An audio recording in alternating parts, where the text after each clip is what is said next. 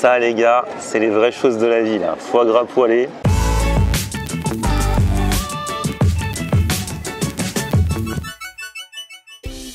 Salut tout le monde, bienvenue, nouveau vlog aujourd'hui. Aujourd'hui, je suis sous le soleil du Limousin, le soleil de Limoges, et c'est une ville où en presque 8 ans de vidéo, je suis encore jamais venu, et donc je suis trop content. Je viens à l'occasion de la biennale Toc et Porcelaine. Toc pour la nourriture et porcelaine parce qu'on est à Limoges, donc en fait c'est un événement qui allie tous les 2 ans la nourriture avec beaucoup de chefs locaux qu'on va aller voir, mais aussi des chefs étoilés qui viennent des 4 coins de la France. Cette année il y en a 5, et bien sûr l'art de la table avec la fameuse porcelaine de Limoges. C'est vrai que d'habitude on s'intéresse surtout à ce qu'il y a dans l'assiette, là on va peut-être s'intéresser aussi un peu à l'assiette. Bref, venez, on va visiter un petit peu. Allez, maintenant je vais faire un tour du côté des Halles de Limoges. C'est un des lieux emblématiques de la ville, tout le monde m'en parle ici avec des étoiles dans les yeux. Ils sont trop fiers de leurs halles parce qu'elles ont été rénovées récemment et apparemment elles sont magnifiques. Venez. Il y a tout ce qu'il faut ici. Bonjour. Comment ça va? Ça va, tranquille. Ah là là, il y a des bonnes choses par ici hein. Ouais, mais bien sûr. C'est un lieu de vie emblématique de Limoges, on m'a dit. Bien sûr, bien sûr. Bah ouais, ça a été refait en 2019, ouais. Il y a 4 ans. Non, non, c'est top. Des petits comptoirs, convivialité, regarde, tout le monde mange là. Bah ouais, à droite, à gauche, ça boit du vin. Dès le matin. Et ça, c'est quoi le truc, le pâté pommes de terre? Pâté pommes de terre, tout ça.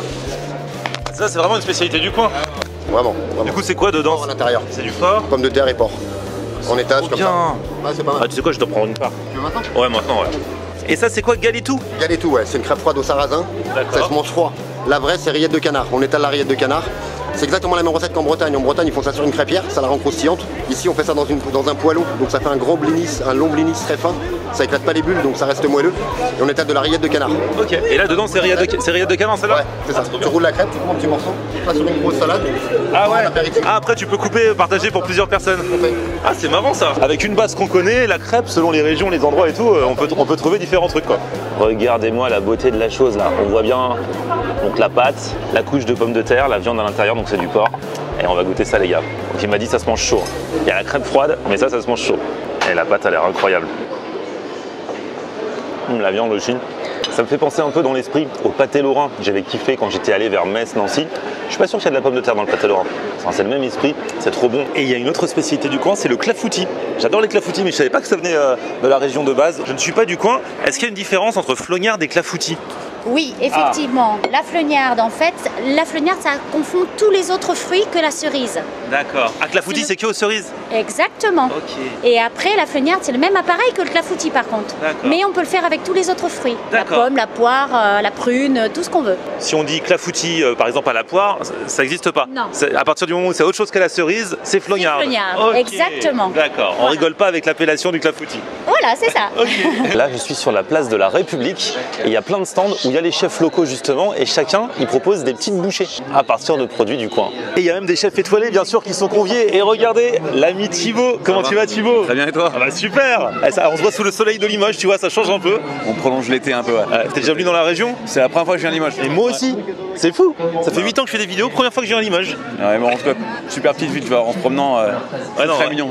C'est super beau. Et puis alors c'est un endroit où on mange bien, le Limousin. Normalement, si on met des belles assiettes, on met un bon manger à l'intérieur, c'est pas mal. Ouais. Et alors toi, ce soir, tu vas faire partie de la brigade composée de 5 chefs étoilés. Ouais, c'est ça. Et chacun, vous allez faire un plat. Du gala, ouais, tout à fait. On va faire un beau dîner, donc tout le monde est là, ça va être un beau dîner un peu foufou. Et pendant tout le week-end, on fait des animations, des duos avec des chefs, des présentations des ateliers. Donc voilà, on est de la ville à vivre un peu. Et t'as mangé des trucs déjà un peu là? Ouais, je suis allé faire quelques stands, on a mangé un super tataki de bœuf sur un stand juste derrière. Ah oui, je suis passé devant. Ouais, ça c'est assez bon, il y en a qui font des trucs grillés, ça sent vraiment très bon, on a un petit dessert aussi. Donc ouais, il y a plein de petites choses à manger, c'est des petites portions avec un petit verre de vin accompagné, c'est génial. On fait un tataki de bœuf limousin, légumes croquants et un petit carpaccio d'ananas au citron vert à la stevia. Crémeux de boudin noir, moutarde violette. Magnifique. Voilà. Y a plus qu'à. Bon, j'ai trouvé le tataki de bœuf dont m'a parlé Thibaut Spivak. Tataki de bœuf et légumes croquants. Là, j'attaque avec le petit crémeux de boudin noir. La bouchée parfaite avec la Granny Smith et pickles. Le boudin noir avec la pomme, tuerie. Alors voyons voir ce tataki de bœuf. Ah, super bon. On est dans le Limousin, donc forcément le bœuf du Limousin. J'ai vu passer des espèces de crocs, j'ai l'impression que ça vient de par là. J'ai vu passer des crocs, c'est chez vous les crocs? Oui. Ah, ils ont quoi de spécial? Ah, bah il y a le pain déjà, ouais. qui est fait par un boulanger et qui n'utilise jamais de levure exogène, donc c'est 100% levain. Le jambon vient de Sauvia-sur-Vige, une commune à une trentaine de kilomètres de Limoges, chez Monsieur Gouguet, qui est un boucher charcutier. J'ai difficilement trouvé plus beau jambon blanc et saucisson à l'ail. Le fromage vient de Corrèze, chez un copain qui fait de la tome de vache. Donc forcément, que des bons produits. Ça peut que sublimer ce croque. Oui, enfin, moi j'aime bien. J'ai toujours aimé le croque depuis que je suis gamin. Moi aussi. Je crois que j'ai un peu fait cuisine. Mon départ en cuisine, ça vient de là. Sérieux? Oui. Ah mais moi aussi, depuis que je suis petit, j'ai passion croque-monsieur. Ouais. Ah oui, moi j'aimais recevoir les copains de mes parents. J'avais 6-7 ans, je faisais des croques, j'adorais ça. Donc ça m'est resté et je pense que c'est à vie. Et vous faites aussi un rouleau de printemps végétal. Et du coup, il y a quoi dedans?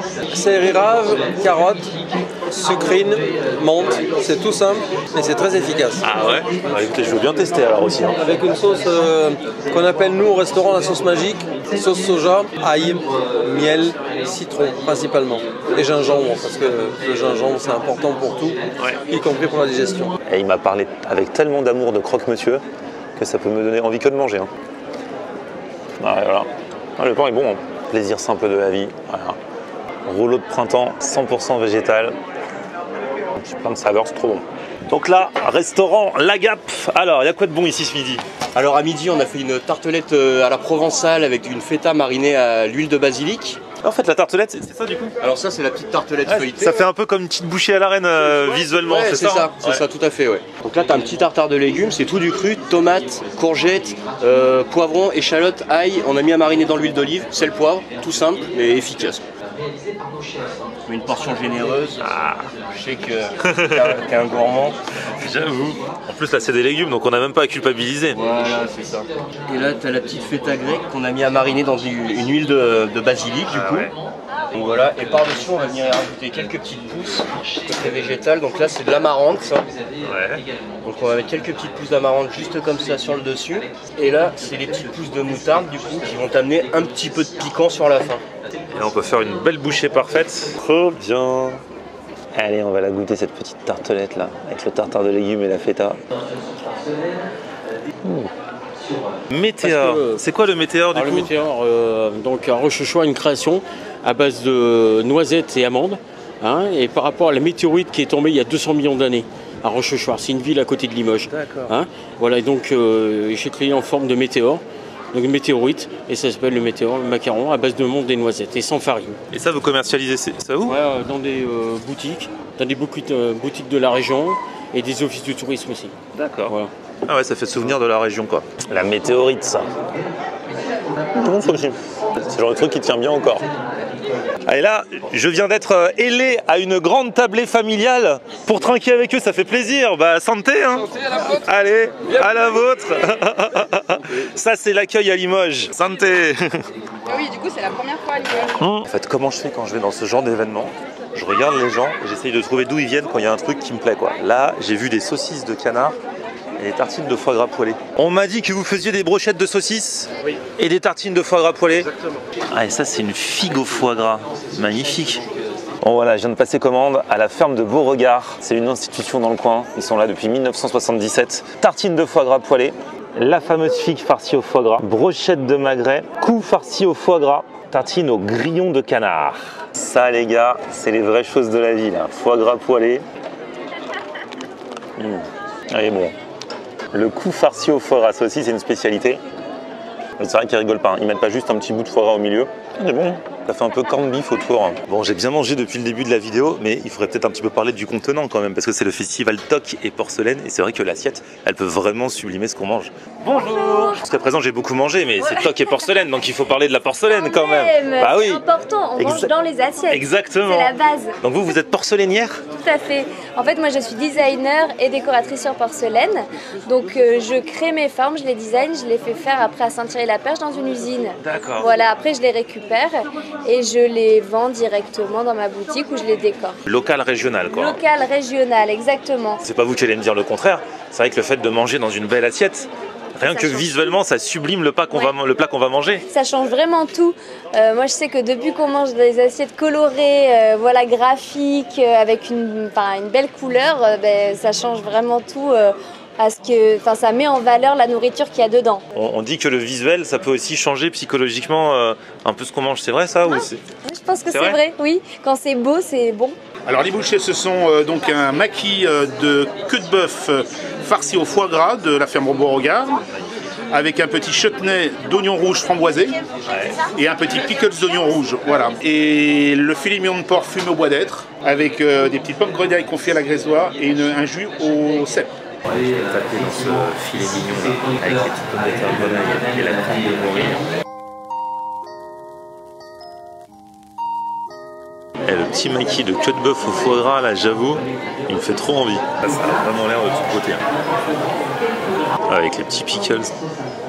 En tout cas, j'ai adoré cet événement tout le week-end à Limoges. Toc et porcelaine, c'est tous les 2 ans, donc checkez dès qu'il y aura la date pour venir dans 2 ans. Et ça m'a donné envie même de revenir à Limoges parce que j'ai fait connaissance avec des restaurateurs, avec des chefs passionnés, avec plein de gens qui m'ont trop bien accueilli. Donc franchement, je ferai mon retour pour aller carrément tester les restos cette fois-ci. Ça m'a donné un bon avant-goût. Merci à vous tous d'avoir suivi cette vidéo. Merci à tous les gens qui m'ont bien accueilli à Limoges. Et puis petit pouce vers le haut si vous avez kiffé. Vous vous abonnez à ma chaîne. On se retrouve sur mon Facebook, Florian On Air, et Twitter, Snapchat, TikTok, Instagram. C'est aussi Florian On Air. A plus, ciao. On aime regarder Florian On Air. Ok. On aime regarder Florian On Air. On aime regarder Florian On Air. Alors tu dis quoi, Florian?